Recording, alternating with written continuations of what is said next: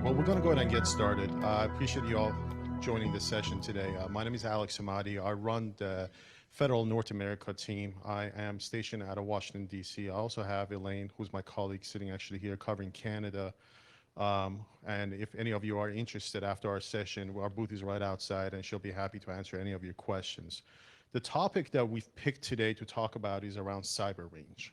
I know the definition of cyber range varies from term to term. One of the things that I've learned in the past 14 months from being at this company is that every time I ask a DoD person or a civilian person or a private person, what is the range, they describe it differently. So we're here to sort of dig in a little bit more and provide you an overview of our definition of what range is. That's a known fact. I was going to play around and say, you know what, I got some news for you guys that nobody understands, but you know, eventually your organizations are going to get hacked. The trend has certainly changed in the past 10 years, where 10 years ago I met with a CISO of Northeast City, a very prominent Northeast City, and I asked him, hey, you know, let's assume that you get popped. What happens then?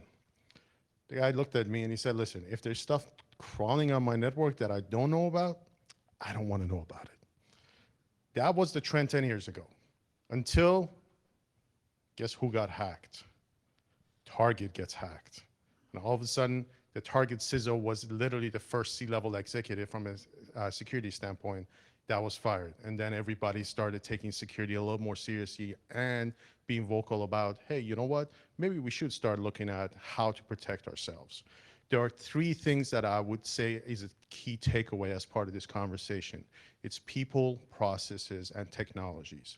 And we will walk you guys through all of that. As I mentioned, security teams will go through this process. Now, you may have measures in place where you'll invite a company that I worked for in the past, like Mandy and Fire, right, to come in and clean up for you or do an assessment for you, or you have your own security teams that will be able to sort of take care of this scenario for you.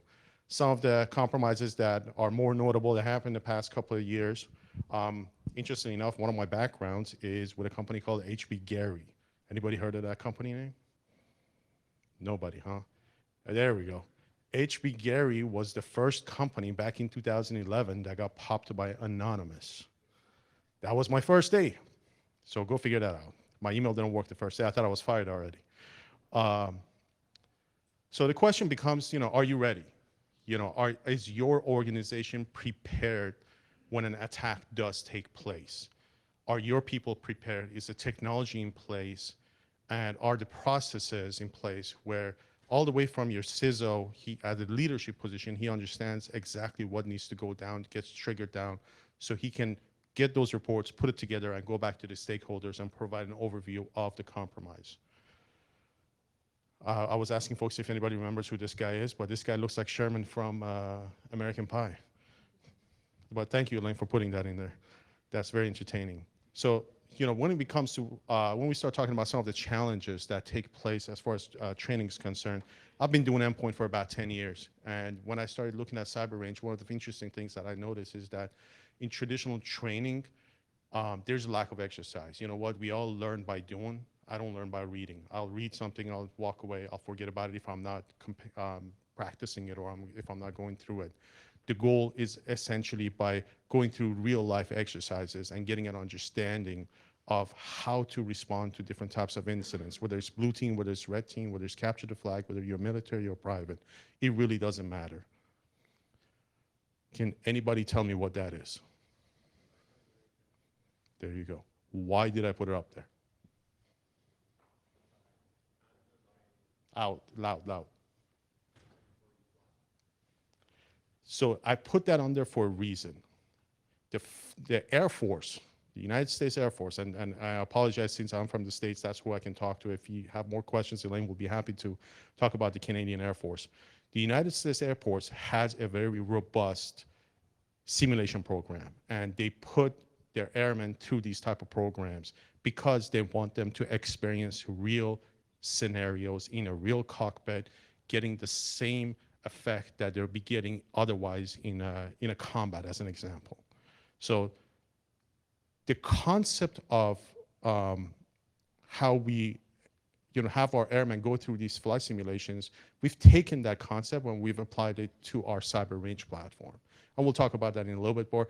I'm trying not to get into the product conversations as much, but I will sort of provide you an overview of the platform, how it's settled from an architectural standpoint. And if you guys have any other questions, like I said, Elaine is outside and she'd be happy to answer any of those questions. At the end of the day, this is a sport analogy that we all can relate to. You practice by doing. You learn as you're doing, not by reading and putting a book on the shelf. And we'll talk about that a little bit more. Some of the industries, notable websites, media have started talking about, how software is just not enough. Every organization thinks that by buying more software, by buying more security products, putting layers over layers over layers, that they'd be able to easily protect themselves, protect their environments. At the end of the day, the bad guy that's attacking you, it's not costing him anything to sit there and come up with a new code, whereas you're spending millions of dollars on new technologies. Closing the gap on the education. More organizations that we're talking to are beginning to realize that, hey, you know what? Some of the challenges that I have training budgets that I got to spend on. So I'm spending them on, getting my guys trained, getting certificates, getting understanding, how to run a SOC, how to respond to a SOC. But at the end of the day, a lot of the folks that are going through these trainings, they're not coming out as being a practitioner. That's the goal here, right? Is basically making sure that your team after these exercises understand these processes. And we'll talk about that a little bit more. Some of the other notes that was mentioned, I want to get to the how we perceive cyber range to be. How we perceive cyber range is really interesting. The way that we actually designed this was based on military's request to create a hyper-realistic environment where they can train their cyber warriors and basically get individuals that not necessarily have any type of a cyber training, and in a matter of months and based on a certain curriculum, get them up and running based on those exercises and scenarios. So how we're applying to this training is through a real-world network. And what we say by that is that we've designed a mimic of a real environment, virtualized, with real components. Now, we're not a product-centric platform. We're process-centric, meaning that regardless of the product that you're using, you got to be able to understand how to detect, respond, and prevent. And as part of that exercise, what we've done is that we've integrated with a lot of technologies that you see here today, and we're applying those technologies as part of our range exercise. So as an example, with SIM, we have an integration with ArcSight, we have an integration with Splunk, with QRadar, the checkpoint from a firewall perspective, or Palo Alto, because we want to make sure that individuals that are going through these type of trainings, they understand how to use these products in order to respond effectively. The cyber range platform, so that's basically what our platform looks like. It's a virtualized network. We have traffic generators that are essentially creating the traffic coming into that environment. You have an attack generator. Now, the attack generator is really interesting because we are deploying actual malwares into that environment. We are not mimicking a behavior of a malware or an iteration of a malware. This is an actual malware that gets deployed into that virtual environment. I know one of the questions that may be brought up later on is, okay, well, what if the malware gets out? This entire platform is actually air-gapped and not connected to the internet. You guys can decide to have remote access to it. You guys can sit in the same room and do cyber exercises. Some of the training and the scenarios that we have about 30 scenarios, give and take, that are available in this range, all the way from an entry-level SOC training to ICS training, to an advanced SOC training, to even to doing some red team exercises, and the industrial control systems as mentioned.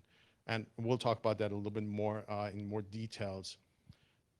The product also allows you to do advanced customizations. I see a couple of faces that dropped by the booth and they were asking about customization. So the product actually allows you to be able to create your own networks and create your own scenarios. And what's interesting about this is that we have 30 scenarios that are out of the box, but if you have your own iteration of a malware, or if you want to create your own scenario, we actually give you the tool to be able to do that and upload it into the platform.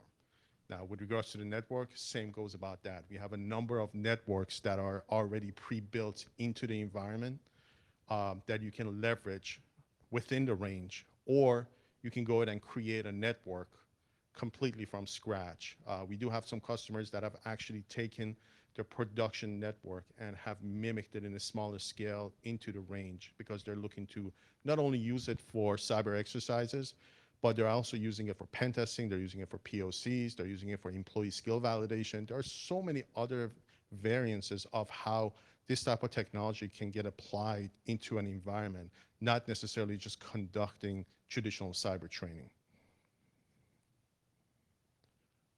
As you can see on the pictures, the Israeli Defense Forces are actually the ones that originally this product was designed for, and they have multiple cyber range facilities in Israel that they're going through, and they actually are inviting a lot of other foreign militaries to come and go through these type of exercises.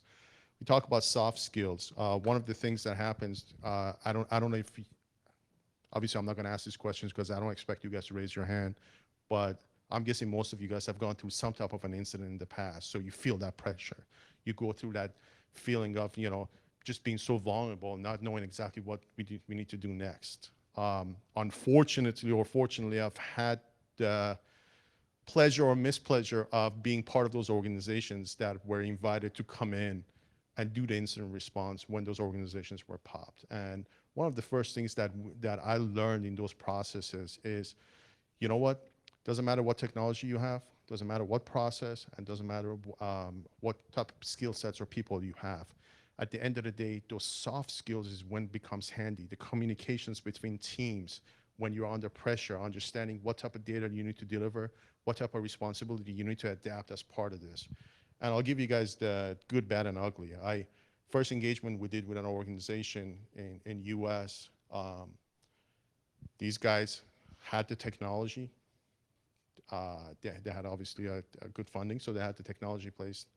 They had the right people, they had the right skill sets, understanding how to leverage these technologies and how to go about conducting the investigations. And they had processes in place. They were able to contain the malware in less than 48 hours. And it was actually a pretty sophisticated malware that was geared toward that specific agency. Another example of bad is really not understanding the processes, having the skill sets, not having the skill sets, having the technology and having the process, but not having the right people understand how to apply those processes or technologies.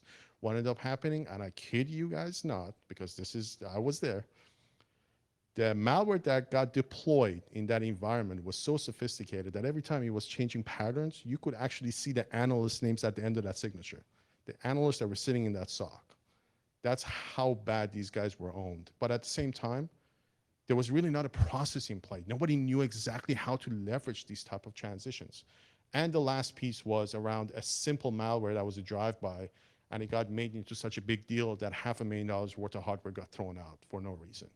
Point being, there's going to be financial damage to private organizations. There's going to be reputation damage to public organizations. So we all need to be prepared for that. Talk about our ROI. It's pretty self-explanatory as to what it's written here. Getting ready mentally, whether you're doing a team exercise or whether you're doing an individual exercise. As a team exercise, the way that we operate each scenario is as if you are actually managing a production environment. It's by taking up responsibilities as part of the SOC and communicating with each other as you're solving this problem. Now, this problem is broken down within each scenario from a detection, response, and prevention, which is based on this framework. And we've also recently aligned it based on a MITRE attack matrix based on some of the customers that we've had.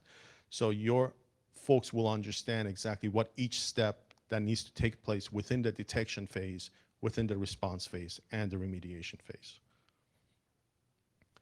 Multiple use cases, as I mentioned a couple of minutes ago, organizations are using this for different means. It's just not for a traditional range.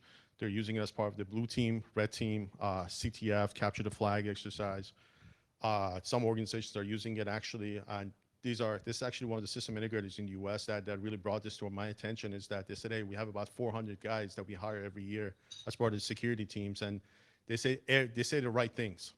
Absolutely, they say the right things. We hire them, put them on a contract. 3 months later, we get a call from our customer saying that this guy doesn't really know what he's talking about, and he understands the concept, just doesn't know how to run the system. So one of the tools, how they're looking to use this technology is actually as part of the interview process by throwing them in the middle of the exercise and see exactly if they can walk the walk. We do provide certifications as part of the exercise, so that's certainly something that's obviously important to a lot of security folks as they're getting trained and they're putting hours in there. And it allows you to be able to get a little bit granular in more sophisticated environments and simulate your own network and your own tools and be able to exercise your own playbooks. The Australian government, I put some of the press release that was out there because the Australian DND, they actually have deployed this all across the board, and they're using it very religiously, and they've actually incorporated it into the tactics as part of their cybersecurity exercises. And we can basically share this presentation with you guys if you wish to do so. Some of the customers that we're running in the environment worldwide, surprisingly, we have a great adaptation in the United States from universities because they're actually looking at implementing the cyber range into their curriculum and having students that are becoming graduates of the cybersecurity degree program go through a phase of understanding how to respond in different scenarios and really at the end of the day become a practitioner. And I think that's the biggest challenge right now. The industry is missing talent. There's a lot of jobs out there, and a lot of people are coming out with a cybersecurity degree, but at the end of the day, there are not that many people that are qualified to do that specific job or command that is needed. And I think from our perspective, having to go through some exercises with Cyberbit Cyber Range platform, it would leverage them to become more qualified for those type of positions. A demo, we were actually planning to do a demo, but I would prefer that we leave it outside and we don't do a demo. I don't want the folks over at the conference yell at me. So with that being said, I thank you so much for your time. I take any questions if you guys, if there's anything that you want to talk about.